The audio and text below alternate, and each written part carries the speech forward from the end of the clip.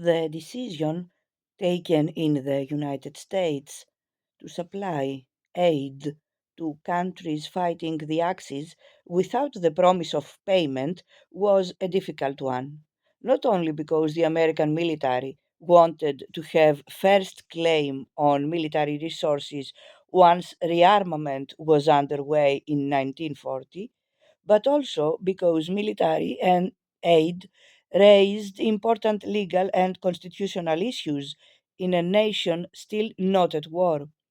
The decision arose from the irrefutable evidence that Britain would be unable to pay in dollars for any military orders much beyond the early months of 1941.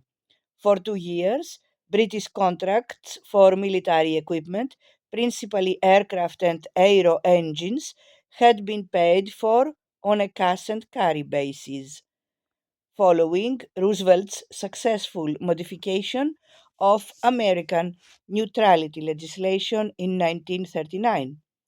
By 1940, there were orders on hand for 23,000 aircraft from American factories, but the means to pay for them evaporated with the exhaustion of British reserves of dollars and gold, and without American supplies, Britain's war effort was dangerously diminished. The United States had already sold large quantities of rifles, machine guns, artillery, and ammunition during the summer to make good the losses of the British Expeditionary Force in France.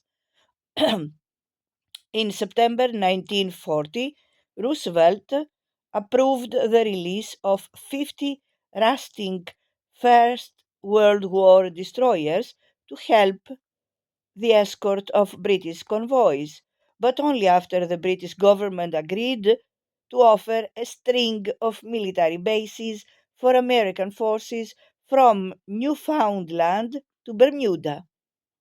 The deal was strongly opposed by the lobby groups hostile to intervention, and Roosevelt assured Congress that the bases were outposts for the security of the Western Hemisphere, not staging posts to American involvement in the European War.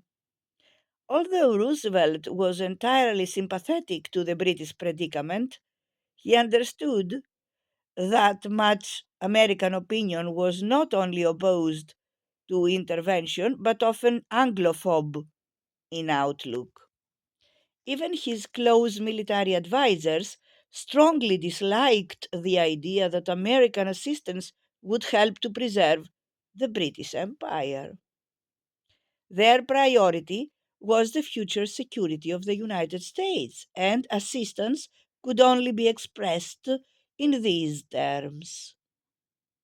The most ardent interventionist among senior military leaders, Admiral Harold Stark, argued that any aid for Britain was solely to assure the status quo of the Western Hemisphere and to promote our national interests.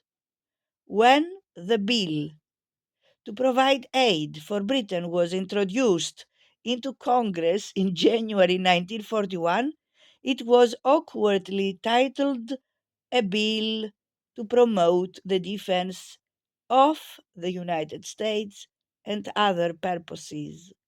And at the instigation of Felix Frankfurter, an American Supreme Court justice, it was given the patriotic and anti British number HR 1776.